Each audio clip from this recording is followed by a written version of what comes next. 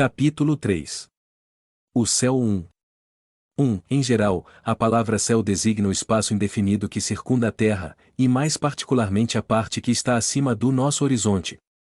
Vem do latim coelum, formada do grego coelos, côncavo, porque o céu parece uma imensa concavidade. Os antigos acreditavam na existência de muitos céus superpostos, de matéria sólida e transparente, formando esferas concêntricas e tendo a Terra por centro.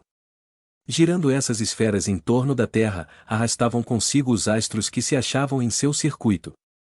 Essa ideia, provinda da deficiência de conhecimentos astronômicos, foi a de todas as teogonias, que fizeram dos céus, assim escalados, os diversos degraus da bem-aventurança, o último deles era abrigo da suprema felicidade.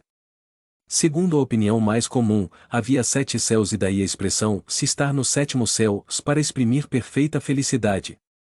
Os muçulmanos admitem 9 céus, 2 em cada um dos quais se aumenta a felicidade dos crentes. O astrônomo Ptolomeu III contava 11 e denominava ao último empírio 4 por causa da luz brilhante que nele reina. É este ainda hoje o nome poético dado ao lugar da glória eterna. A teologia cristã reconhece 3 céus, o primeiro é o da região do ar e das nuvens, o segundo, o espaço em que giram os astros, e o terceiro, para além deste, é a morada do Altíssimo, a habitação dos que o contemplam face a face. É conforme a esta crença que se diz que Paulo foi alçado ao 3º céu.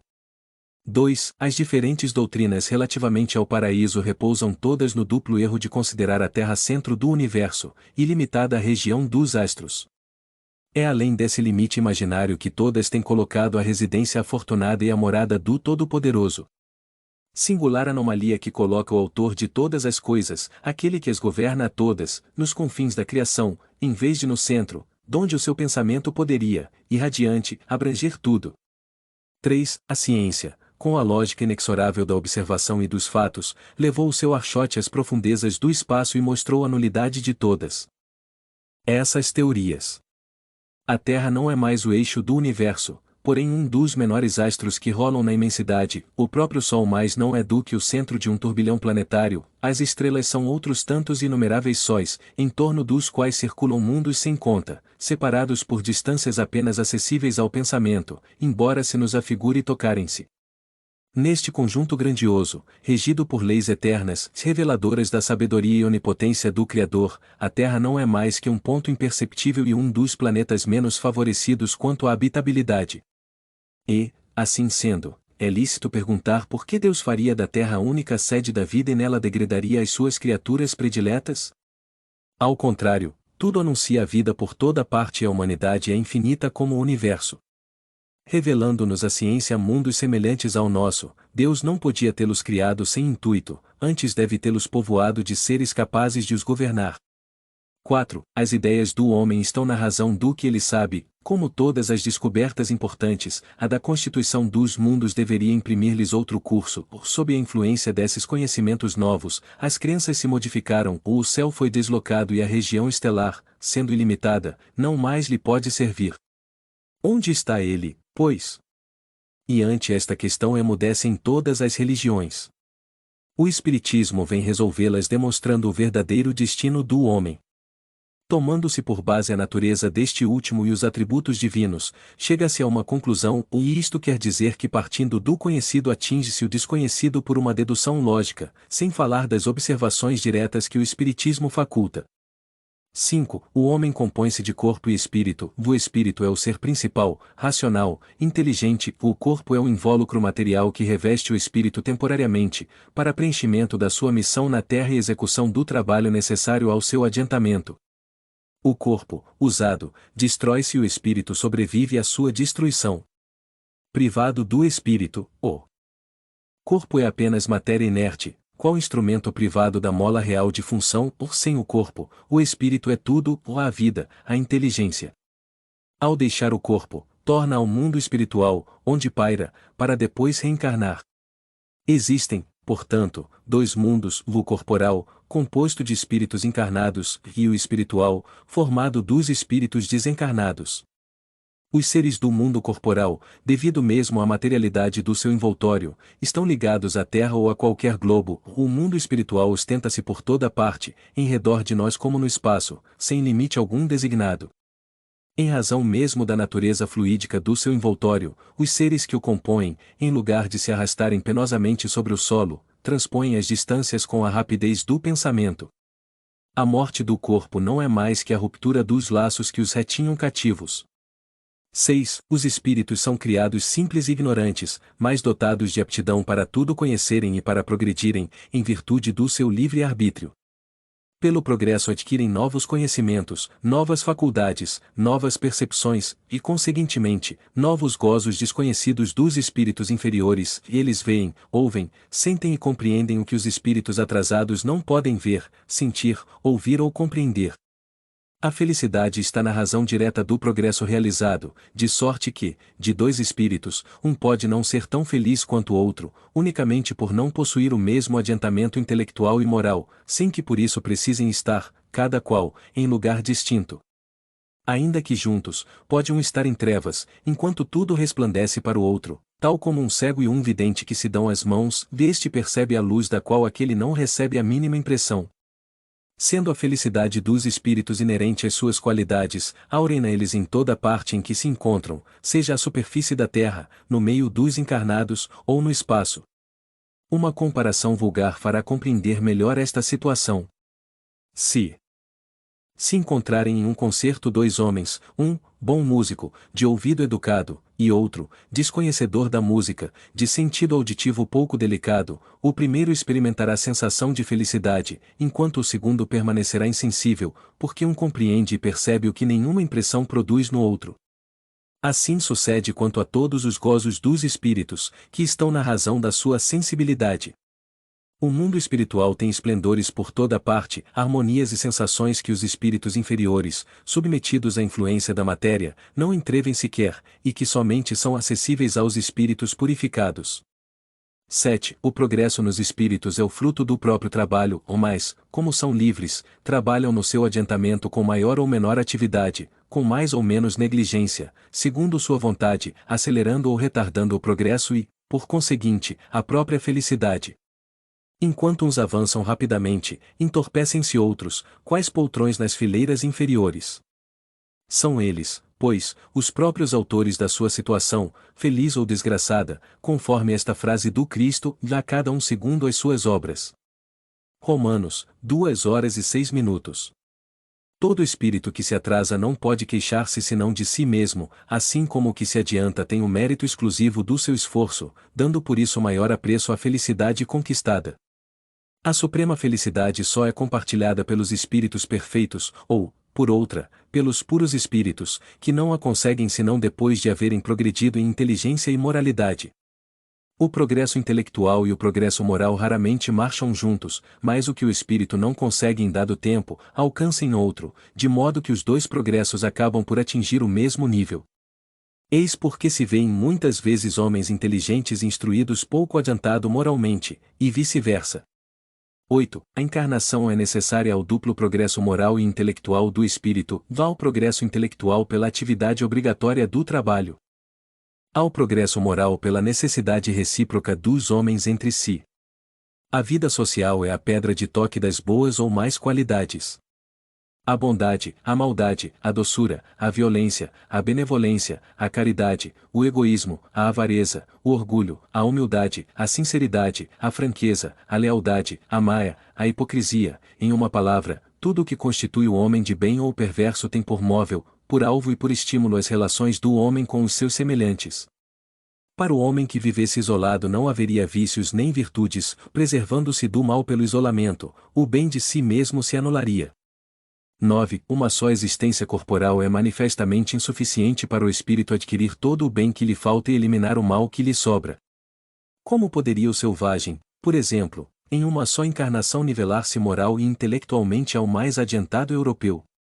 É materialmente impossível. Deve ele, pois, ficar eternamente na ignorância e barbaria, privado dos gozos que só o desenvolvimento das faculdades pode proporcionar-lhe? O simples bom senso repele tal suposição, que seria não somente a negação da justiça e bondade divinas, mas das próprias leis evolutivas e progressivas da natureza. Mas Deus, que é soberanamente justo e bom, concede ao espírito tantas encarnações quantas as necessárias para atingir seu objetivo, a perfeição. Para cada nova existência entra o espírito com o cabedal adquirido nas anteriores em aptidões, conhecimentos intuitivos, inteligência e moralidade. Cada existência é assim um passo avante no caminho do progresso. 5 A encarnação é inerente à inferioridade dos espíritos, deixando de ser necessária desde que estes, transpondo-lhe os limites, ficam aptos para progredir no estado espiritual, ou nas existências corporais de mundos superiores, que nada têm da materialidade terrestre. Da parte destes a encarnação é voluntária, tendo por fim exercer sobre os encarnados uma ação mais direta e tendente ao cumprimento da missão que lhes compete junto dos mesmos. Desse modo aceitam abnegadamente as vicissitudes e sofrimentos da encarnação. 10. No intervalo das existências corporais o espírito torna a entrar no mundo espiritual, onde é feliz ou desgraçado segundo o bem ou o mal que fez. Uma vez que o estado espiritual é o estado definitivo do espírito e o corpo espiritual não morre, deve ser esse também o seu estado normal. O estado corporal é transitório e passageiro. É no estado espiritual sobretudo que o espírito colhe os frutos do progresso realizado pelo trabalho da encarnação, é também nesse estado que se prepara para novas lutas e toma as resoluções que há de pôr em prática na sua volta à humanidade. O espírito progride igualmente na erraticidade, adquirindo conhecimentos especiais que não poderia obter na terra, e modificando as suas ideias. O estado corporal e o espiritual constituem a fonte de dois gêneros de progresso, pelos quais o espírito tem de passar alternadamente, nas existências peculiares a cada um dos dois mundos. 11. A reencarnação pode dar-se na Terra ou em outros mundos. Há entre os mundos alguns mais adiantado onde a existência se exerce em condições menos penosas que na Terra, física e moralmente, mas onde também só são admitidos espíritos chegados a um grau de perfeição relativo ao estado desses mundos. A vida nos mundos superiores já é uma recompensa, visto nos acharmos isentos, aí, dos males e vicissitudes terrenos. Os corpos menos materiais, quase fluídicos, não sujeitos aí às moléstias, às enfermidades, tampouco têm as mesmas necessidades. Excluídos os espíritos maus, gozam os homens de plena paz, sem outra preocupação além da do adiantamento pelo trabalho intelectual. Reina lá a verdadeira fraternidade, porque não há egoísmo, ou a verdadeira igualdade, porque não há orgulho, e a verdadeira liberdade por não haver desordens a reprimir, nem ambiciosos que procurem oprimir o fraco. Comparados à terra, esses mundos são verdadeiros paraísos, quais pousos ao longo do caminho do progresso conducente ao estado definitivo. Sendo a Terra um mundo inferior destinado à purificação dos espíritos imperfeitos, está nisso a razão do mal que aí predomina, até que praz a Deus fazer dela morada de espíritos mais adiantado. Assim é que o espírito, progredindo gradualmente à medida que se desenvolve, chega ao apogeu da felicidade, porém, antes de ter atingido a culminância da perfeição, goza de uma felicidade relativa ao seu progresso. A criança também frui os prazeres da infância, mais tarde os da mocidade, e finalmente os mais sólidos, da madureza. 12. A felicidade dos espíritos bem-aventurados não consiste na ociosidade contemplativa, que seria, como temos dito muitas vezes, uma eterna e fastidiosa inutilidade. A vida espiritual em todos os seus graus, ao contrário, uma constante atividade, mas atividade isenta de fadigas.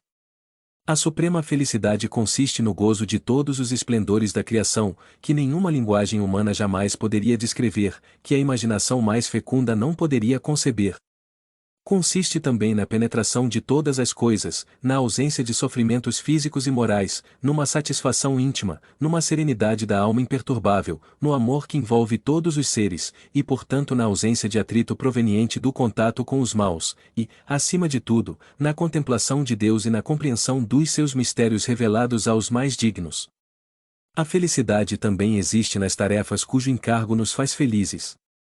Os puros espíritos são os messias ou mensageiros de Deus pela transmissão e execução das suas vontades. Preenchem as grandes missões, presidem a formação dos mundos e a harmonia geral do universo, tarefa gloriosa que se não chega senão pela perfeição. Os da ordem mais elevada são os únicos a possuírem os segredos de Deus, inspirando-se no seu pensamento, de que são diretos representantes.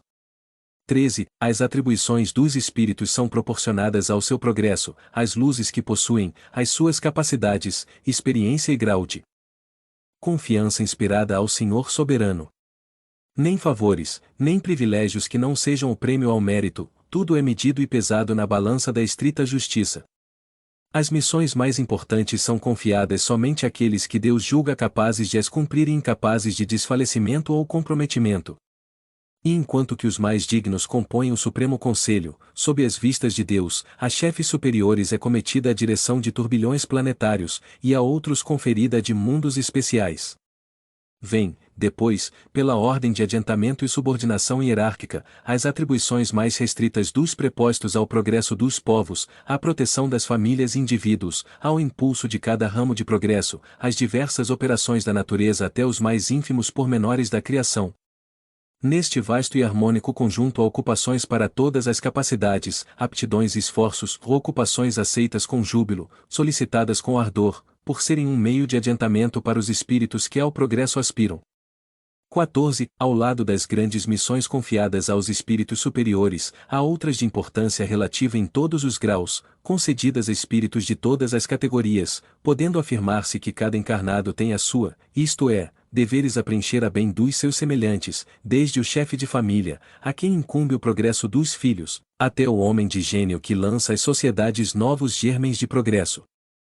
É nessas missões secundárias que se verificam desfalecimentos, prevaricações e renúncias que prejudicam o indivíduo sem afetar o todo.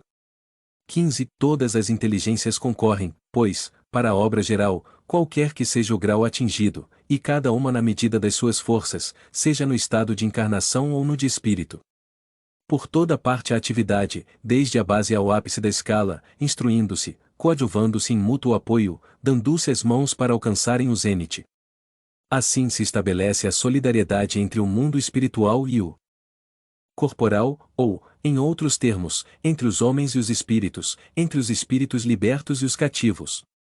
Assim se perpetuam e consolidam, pela purificação e continuidade de relações, as verdadeiras simpatias e nobres afeições. Por toda parte, a vida e o movimento, e nenhum canto do infinito despovoado, nenhuma região que não seja incessantemente percorrida por legiões inumeráveis de espíritos radiantes, invisíveis aos sentidos grosseiros dos encarnados, mas cuja vista deslumbra de alegria e admiração as almas libertas da matéria. Por toda parte, enfim, há uma felicidade relativa a todos os progressos, a todos os deveres cumpridos, trazendo cada um consigo os elementos de sua felicidade, decorrente da categoria em que se coloca pelo seu adiantamento. Das qualidades do indivíduo depende-lhe a felicidade, e não do estado material do meio em que se encontra, podendo a felicidade, portanto, existir em qualquer parte onde haja espíritos capazes de a gozar. Nenhum lugar lhe é circunscrito e assinalado no universo.